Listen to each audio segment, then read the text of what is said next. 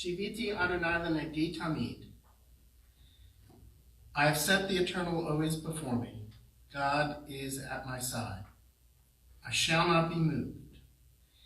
Therefore does my heart exult and my soul rejoice.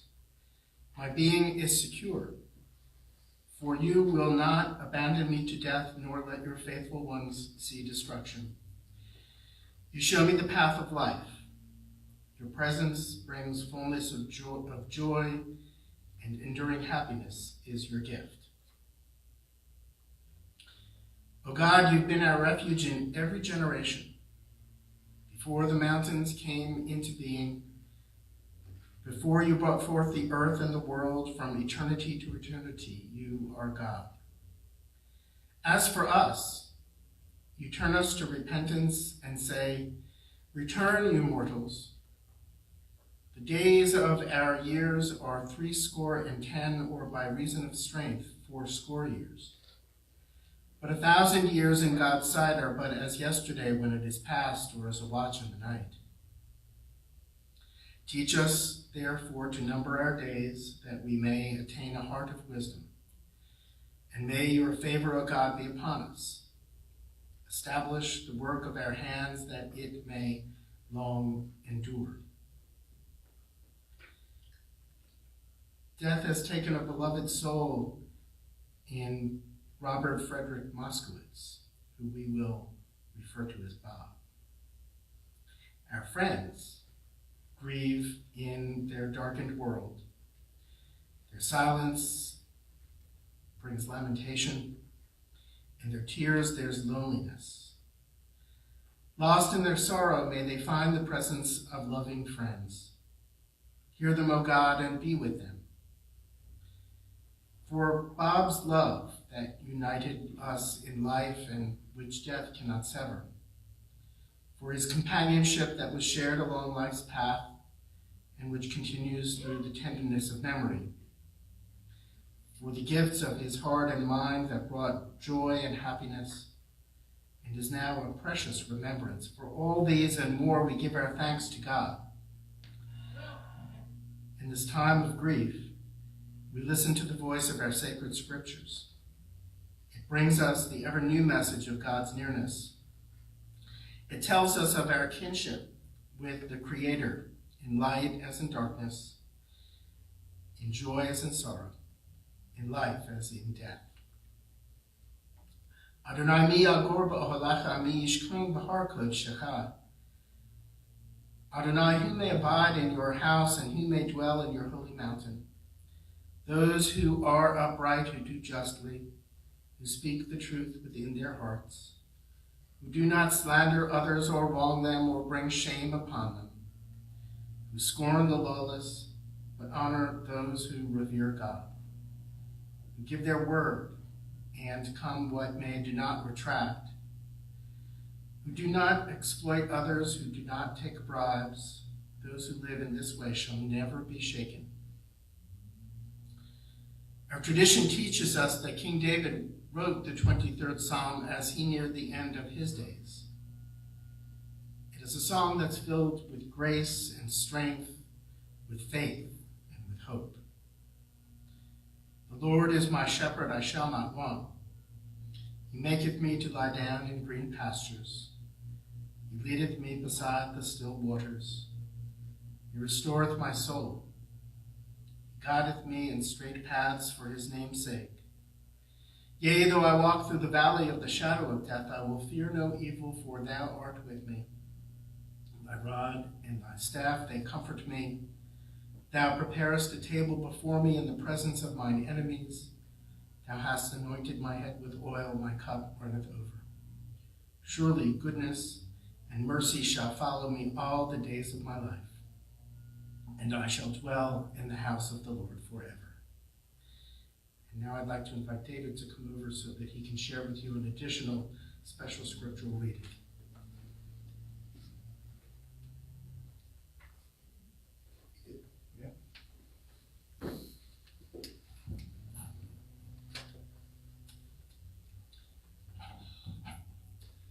This is scripture according to Bob. Casey at the back. So some of you know the poem Casey at the Bat. Not sure why he loved this so much, because it's not a happy poem. But my theory is it's about the effort. That sometimes you hit the ball and sometimes you don't, but you just have to take a swing. So in case you're not familiar with the poem, I'm only going to read the second half. It's about a baseball team, the Mudville Nine. They're losing the game. They load the bases. And they got one chance for Casey, their hero slugger, to win the game. And he comes up to the plate. 10,000 eyes were on him as he rubbed his hands with dirt. 5,000 tongues applauded when he wiped them on his shirt. Then while the writhing pitcher ground the ball into his hip, defiance flashed in Casey's eye and a sneer curled Casey's lip. Now the leather-covered spear came hurtling through the air. Casey stood a-watching it in haughty grandeur there. Close by the sturdy batsman, the ball unheeded sped. That ain't my style, said Casey. Strike one, the umpire said. From the benches black with people, there went up a muffled roar, like the beating of the storm waves on a stern and distant shore.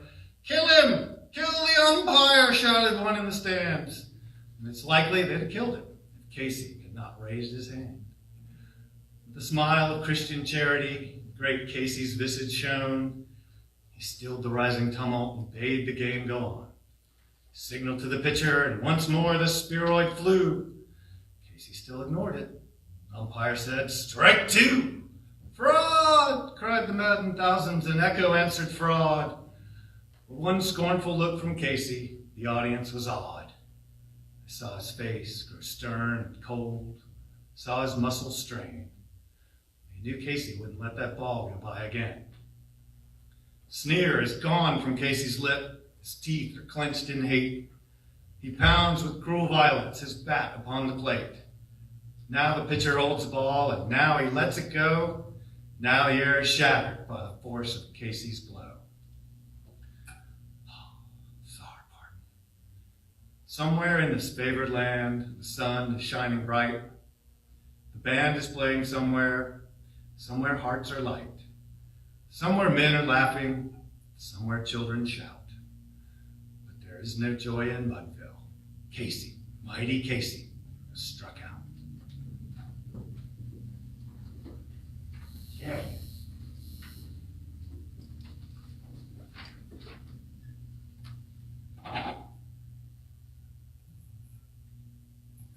Birth is a beginning, and death a destination.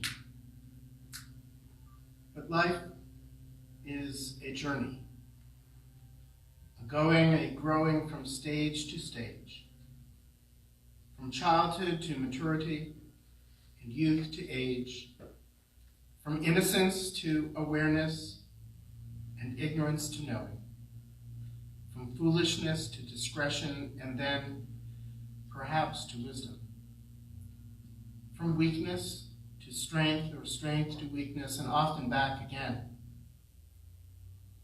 from health to sickness, and back we pray to health again, from offense to forgiveness, from loneliness to love, from joy to gratitude, from pain to compassion, and grief to understanding, from fear to faith, from defeat to defeat to defeat, until looking backward or ahead, we see that victory lies not at some high place along the way, but in having made the journey stage by stage, a sacred pilgrimage. Birth is a beginning, and death a destination. But life is a journey, a sacred pilgrimage, made stage by stage, from birth to death, to life everlasting.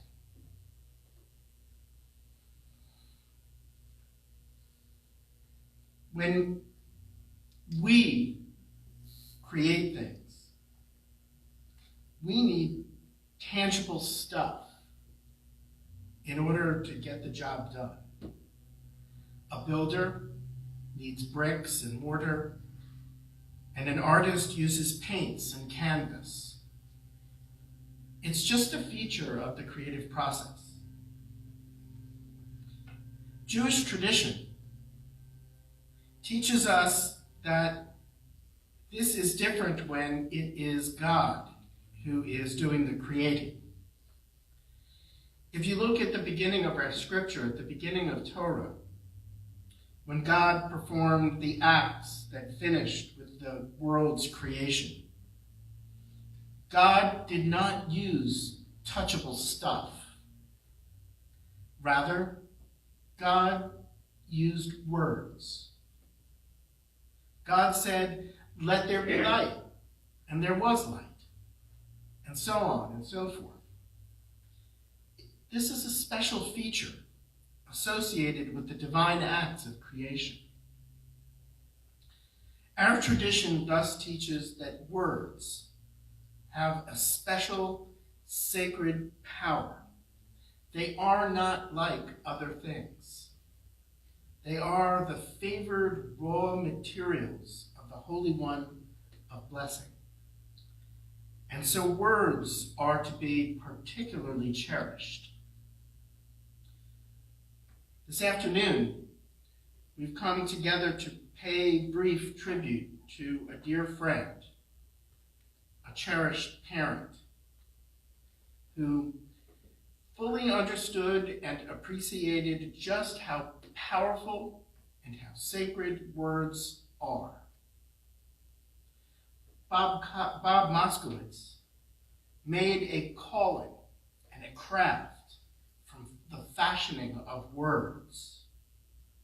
He made a life by forging love and friendships with his words and with the wisdom and intentions and deeds that stood behind those words. We are blessed in our gathering today that several people will offer some observations, some recollections in tribute to Bob's memory. Michelle and David are in the best position to share insights about how much Bob loved his family, his parents, his sister of recent blessed memory, his wife, Joanne, who he adored, and his children, who were the sources of so much that was good in his life. Michelle and David and Paul Hoffman are also well positioned to offer thoughtful reflections of Bob's career in journalism, a career that stretched more than a half century, a career that earned him accolades aplenty, including induction into the Virginia Sports Hall of Fame. It falls to me to lay out some context for the others who will speak this afternoon. And this I shall do with some observations. They may seem as random observations. I hope they flesh out the picture of our friend. We are all using words, and those really were Bob's chosen tools, perhaps more than they are ours. So here are the two most obvious observations. Bob adored his wife, and he loved and took pride in his children. And he expressed his love in some very Bob-like ways. I will leave it to David and to Michelle to say more about this in a few minutes. Second, Bob was a remarkable journalist. In his sports reporting, Bob was old school. He wrote concisely, with precision, with elegance. In his columns, he reflected wisdom and positivity. Whether he was writing about a local athlete or event, or an international contest, Bob had a remarkable ability to say insightful, kind, constructive things about both people and circumstances. Here is how I know that Bob's journalism was particularly impactful. He and I would go to baseball games at War Memorial Stadium or at Harbor Park. And when we went to these games, it was many years after Bob had left the Daily Press. And yet, and this happened every time, throughout the game, there would be this steady stream of well-wishers who would notice that Bob was in the park, and they would make it a point to come over to greet him. Really, it was sort of like he was the king of the park. Fan base like that, it's not accidental. Here are some additional observations about Bob. Bob loved dogs. He had a warm spot for all animals, really, but his affection for canines was exceptional. I think that he could recollect the name, the personality, the temperament of every canine that he, or Kathy, or David, Michelle, did you ever have dogs? Yeah. Michelle was smart, ever owned. Now, I could, at this point, go off on a riff about the special character of dog lovers, about how they enjoy a special place in the world, in this world and in the world to come. I'll spare you that dissertation. But to observe that kindness and affection shared between a canine and its human reflects a great deal about the deeper character of the human. And Bob was an embodiment of that principle. Bob was a quiet yet passionate patriot. Sometimes we're struck by the small things. I was struck by the American flag that Bob set up in front of the Moskowitz home on Harpersville Road. I think that on every day that the weather would allow, Bob made it a point to put the flag out at the beginning of the day, bearing in mind that the beginning of the day for Bob was sometimes the middle of the day for the rest of us.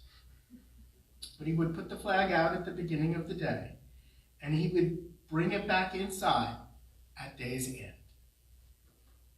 Even as Joe's illness progressed and Bob's vision deteriorated and his body became more and more frail, that flag display ritual remained a daily ritual. And I always saw that as a quiet act of pristine patriotism. Bob told me once about how he enlisted in the U.S. Coast Guard Reserves in the late spring of 1945, almost immediately after he graduated from high school. He went straight away to basic training, which he completed before the end of that summer. And it struck me then, when he told me about this, and I shared the realization with Bob, that it is possible that World War II actually ended because of Bob Moskowitz. For within about 2 or 3 weeks from the time that he finished basic training, the Japanese surrendered and the war ended. And that cannot have been serendipitous. Now, it was a jest, of course, but Bob's service and the manner in which he set out quietly, quickly, deliberately to serve during wartime speaks volumes about his lifelong commitment to our country and to noble patriotic values. So, those are just a few, admittedly, random observations. I hope they offer a sense of the nature of my friend. He was a good soul. Usually, a warm, kind, friendly, and appreciative soul. I was so very thankful for his friendship over the years. He was, I think, an excellent embodiment of what a genuinely good man is. Dignified, independent, patriotic, loyal to his friends and his loved ones, passionate about his craft. I think that was Bob. So in a moment, I will invite Michelle and then Paul Hoffman and then David to come up to share some recollections and observations with you.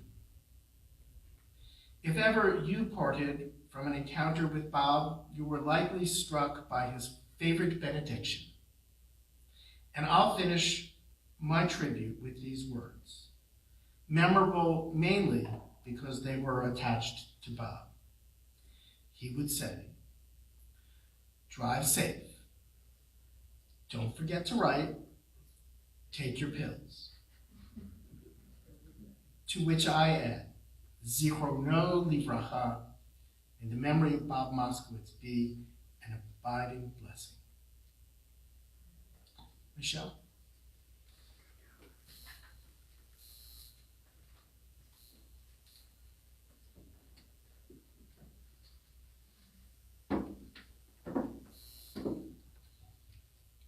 Hello. Thank you for attending today, virtually and in person. I'm going to try to get through this, so bear with me. In 1927, Babe Ruth slammed his 60th home run off pitcher Tom Zachary of the Washington Senators. The Harlem Globetrotters started in Harlem, New York, and Robert Frederick Moskowitz was born. For those of you who don't know, I lived in Israel for a couple of years. One of the national fruits of Israel is called the sabra. You might know this in America as a prickly pear or a cactus pear. It's prickly on the outside and soft on the inside. This is a perfect description of my father. He was full of stories, love, passion, and songs. Sometimes his feelings came out prickly and sometimes soft. I apologize if you were the receiver of the prickly parts, but today I'm going to talk about the softer parts. One such soft moment came with him singing lullabies to get us children to fall asleep at night when we were young. Now, perhaps you have memories of someone singing Twinkle, Twinkle, or Rockabye Baby sweetly to you. My dad sang us the Animal Fair song. Do you guys know that? No? Okay. You're about to. I'm sorry too. It's a traditional folk song sung by American sailors and kids beginning in 1898. And this was his rendition, and I apologize for my singing. I went to the animal fair, the birds and the beasts were there. The big baboon by the light of the moon was combing his silvery hair. The monkey, he got drunk and sat on the elephant's trunk. The elephant sneezed and fell on his knees, and that was the end of the monk. I mean, not sure how appropriate that was for a lullaby, but I will always think of that song as a lullaby. It was contemporary. It was contemporary. Yes. When he wasn't being prickly, he had quite the sense of humor. And for many years, he asked for a joke calendar for Hanukkah. Every day he would read or ask someone to read the joke of the day to him. Some jokes were funny and some were really dumb. Speaking of jokes, he would want to spread joy and laughter to you.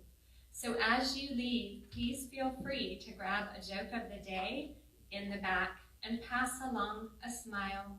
He would want that. Rest well, sweet Bobby.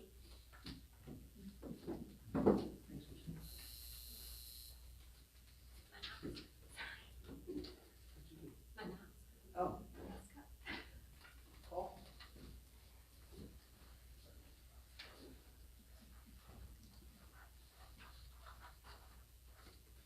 Thank you, Rabbi. Of all the friends Bob had, how David and Michelle thought of me, it's quite humbling to know the relationship many of you had. I think that possibly Bob and Joanne captured me in my youth, thinking I was somewhat of a lost soul.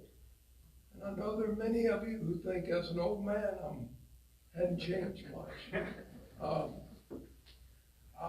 With this assignment, David said that he wanted to bring some sport into the service. Well, as a good coach, when I got that assignment, I started looking for help.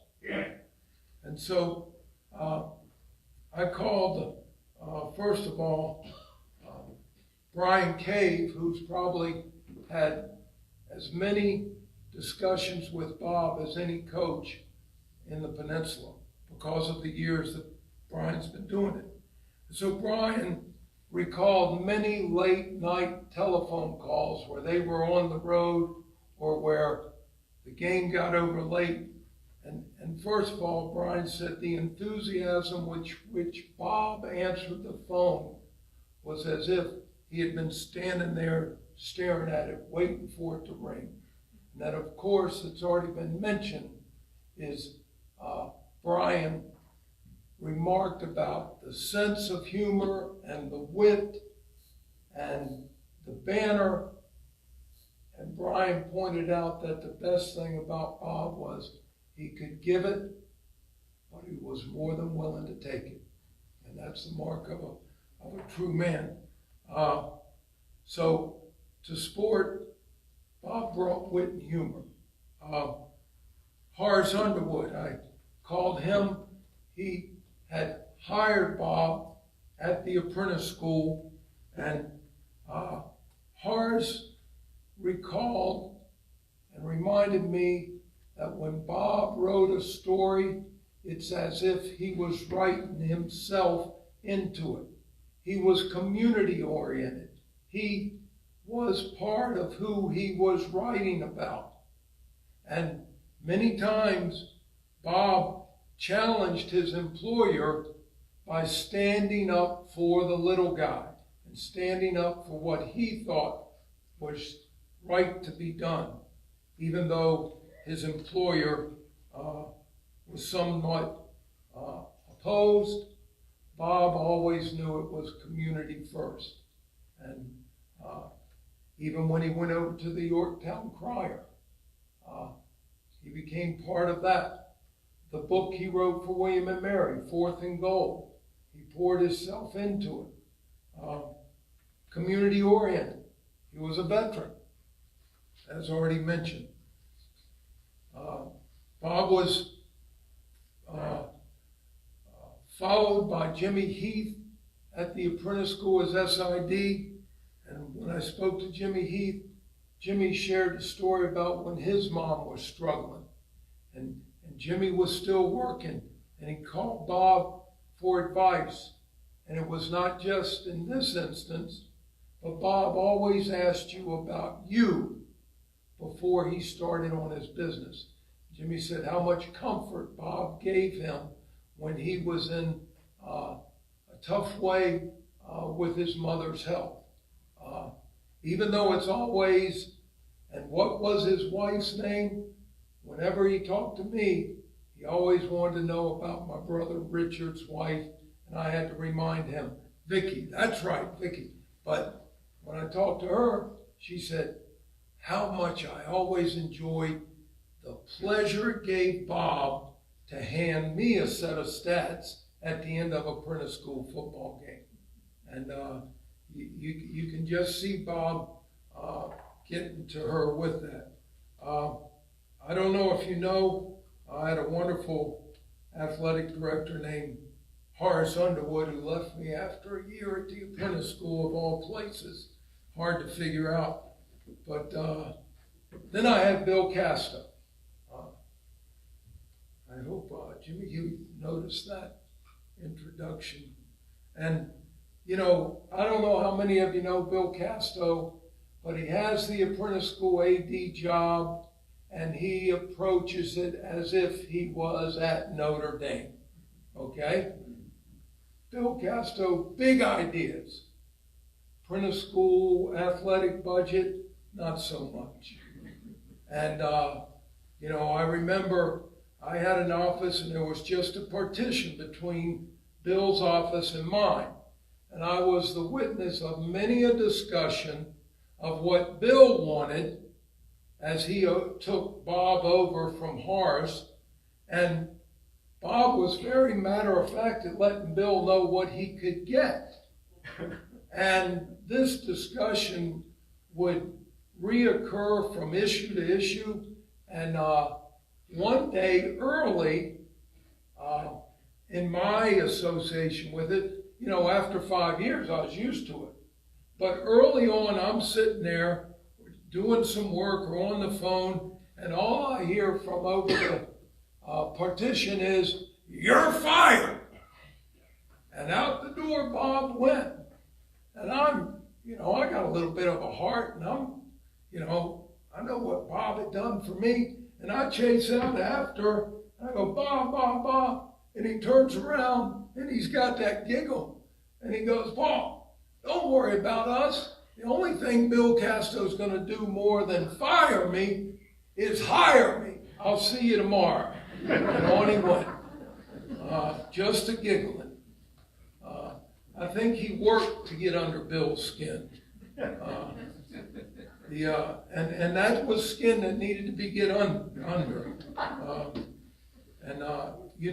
Those of you that don't know, before Bill became my athletic director, he was my offensive line coach at William and Mary.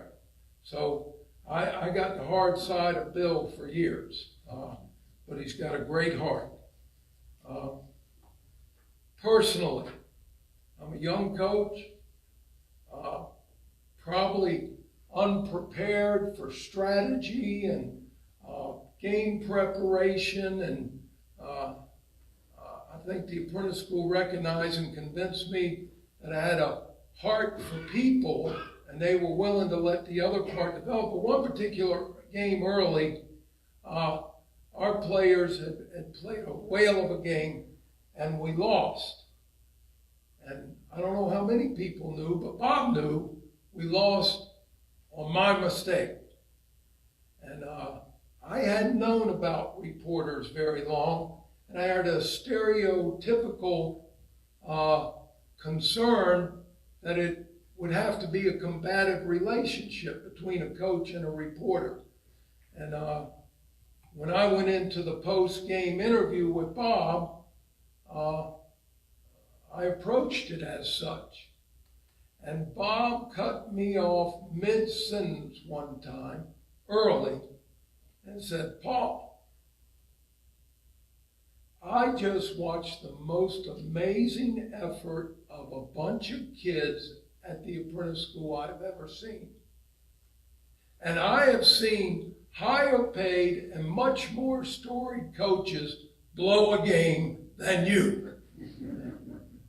Let me help this come out in good light with your players and with the area."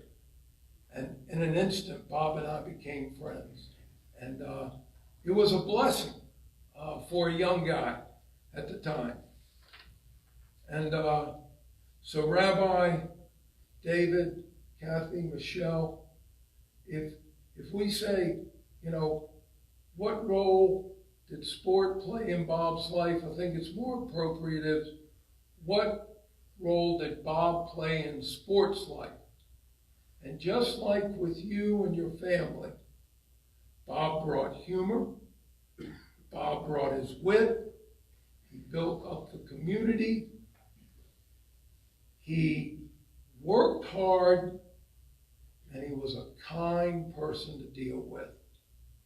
And as a good rabbi would, steal the best line to end a speech with. Are you going to tell us to take our pills? I think Go right ahead. everybody here loved Moskowitz, and so did I. Thank you.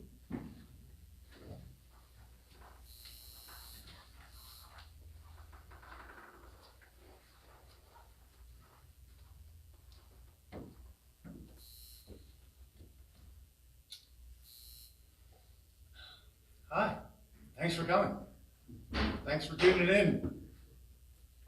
Thank you, Paul, for sharing the sports stories. As you guys heard today and probably already knew, sports was one of my dad's great loves. But as a writer, his search for a story was always ingrained and not limited to sports or even to the written word. And I have a few stories today. The first one, not about sports at all, but about one of Bob's hidden and unappreciated talents. Bet you didn't know, Bob Moskowitz did a world-class impersonation of a chicken. He did. When we were all many, many years younger, all four Moskowitzes, Bob, Joanne, David, Michelle, we took an annual cross-country ride to visit the various grandparents. These cars that we were in, they didn't have screens. This one I'm thinking of maybe had an AM radio, no air conditioning. It was hot. Michelle and I would eventually tired of torturing each other, and we'd look for something to relieve the boredom. My dad started this game. I don't know where it came from or why we started doing it, but basically, little tiny David Moskowitz and his finger would start touching around on my dad's ear. And he'd start clucking. I was so happy because I knew what was coming. So you just start the outside. And then you go in a little bit. It gets a little louder. I'm 8. And then you go in. Explodes of laughter. And you've never seen the glee on a child's face. The chicken, we love the chicken.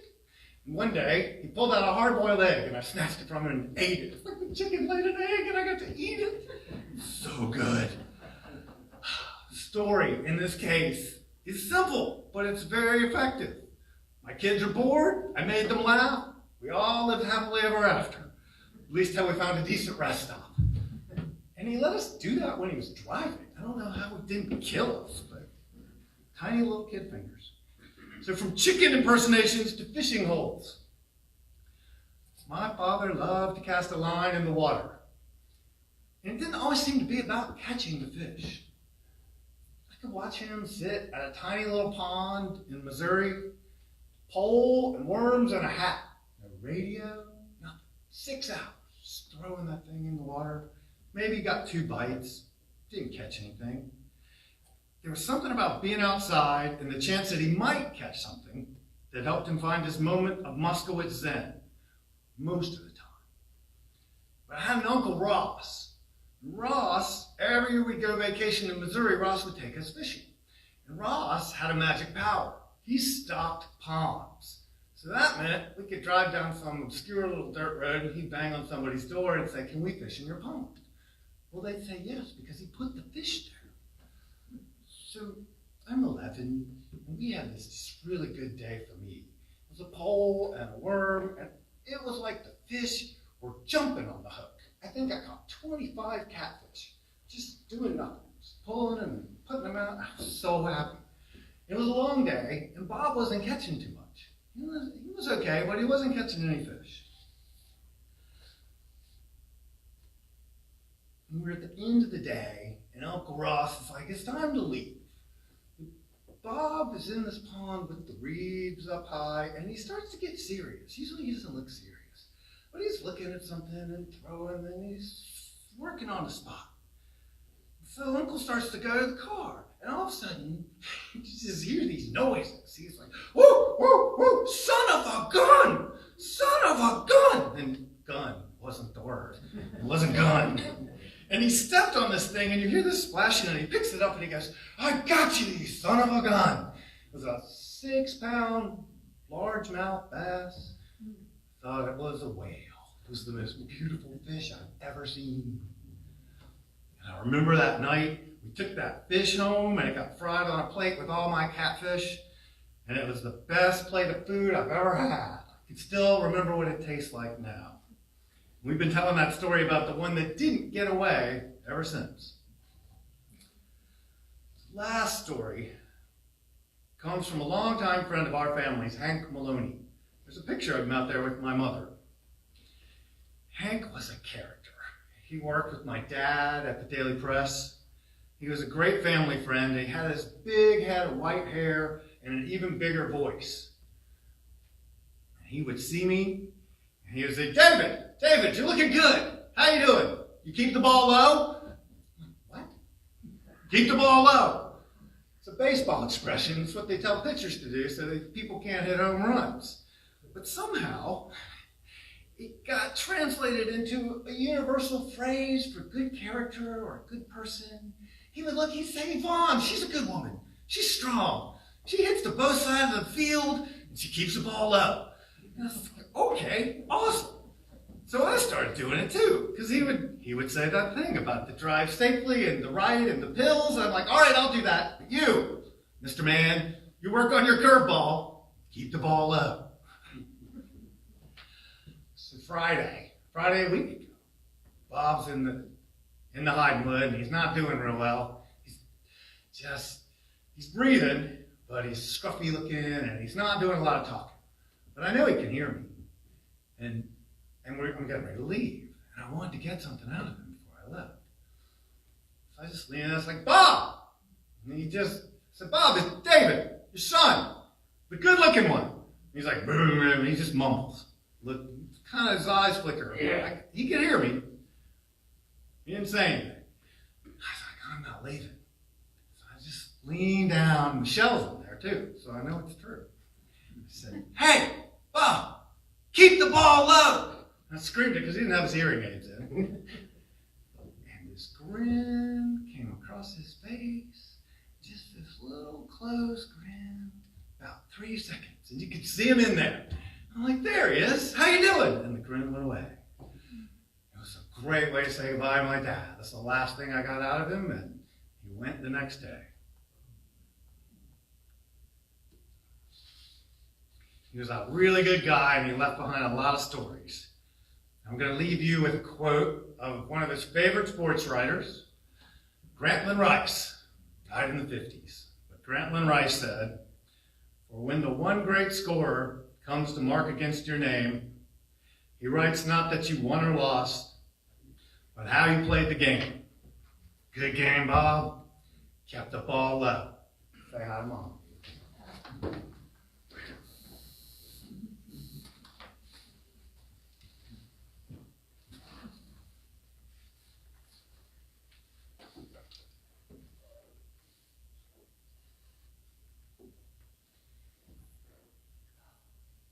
Thanks to the three of you.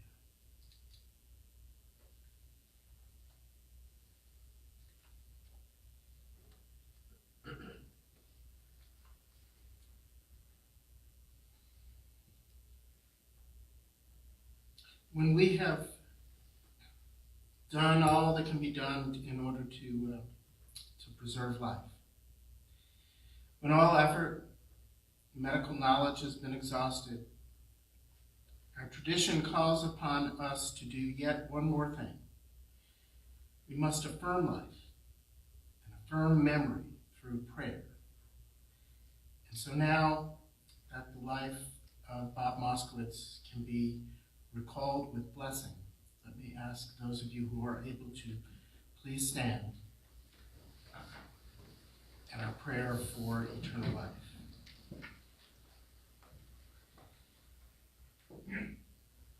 El Mole Rachamim, Shochem Bamromim, Hamse Menuchanecho Nach Tachat Kanfei Hashchina Im Kedoshim Utehorim Kezohar Harakia Masidim.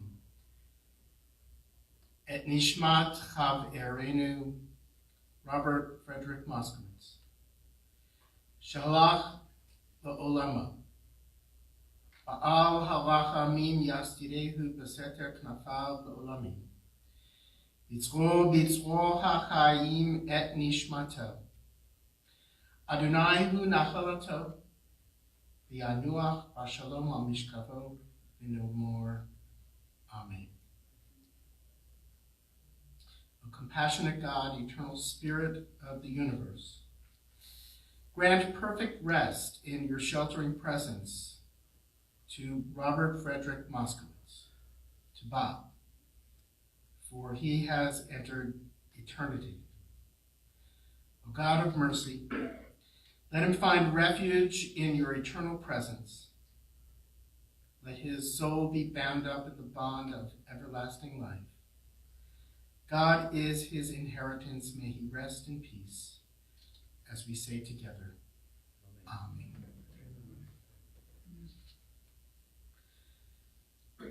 A poet has written, when I die, if you need to weep, cry for your brother or your sister walking the street beside you. And when you need me, put your arms around another soul and give them what you need to give me. You can love me most by letting hands touch hands and souls touch souls. You can love me most by sharing your simchas, sharing your joys, and multiplying your mitzvot, multiplying your good deeds. You can love me most by letting me live in your eyes and not on your mind. And when you say Kaddish for me, remember what our tradition teaches. Love doesn't die. People do. And so, when all that's left of me is love, give me away. Please join in now as we recite the mourner's Kaddish. Yitgadal v'yitkadash shemei Rabba, ve'alma divrah hirutei v'yamlich malchutei, v'chayachon uvyomechon v'chayei d'chol beit Yisrael, v'agala v'bizman kari v'yimeru. Amen. Yehei shmei Rabba mevorach le'olam omei omaya. Yitbarach v'yishtabach v'yitpa'ar v'yitramam v'yitnaseh. V'yitadar v'yitaleh v'yitalal shemei dekudisha b'richu. Le'ela min kol birchata v'shirata tishbechata v'nechemata ta'amiram ve'alma v'yimeru.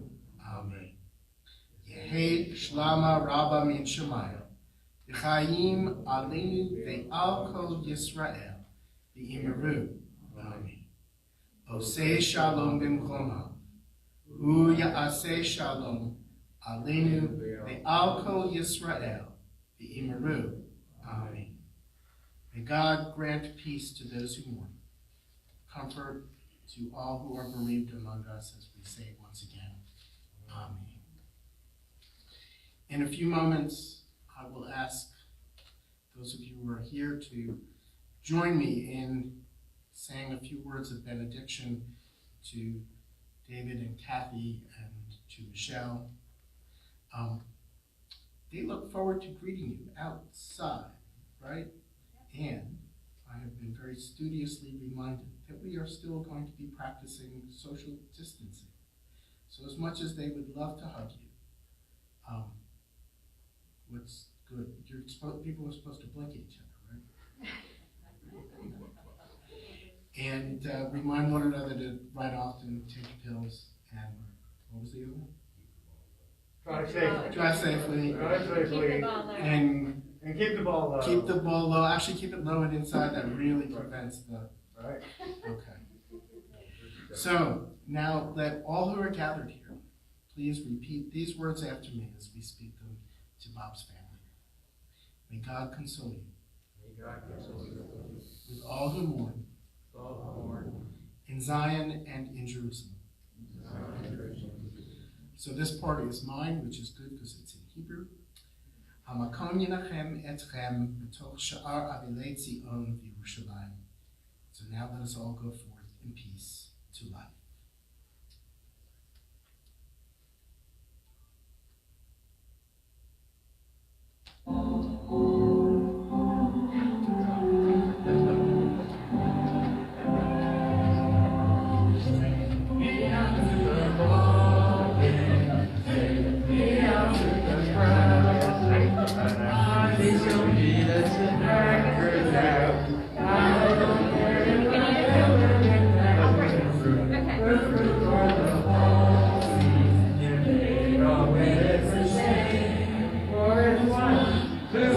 Three strikes, you're out.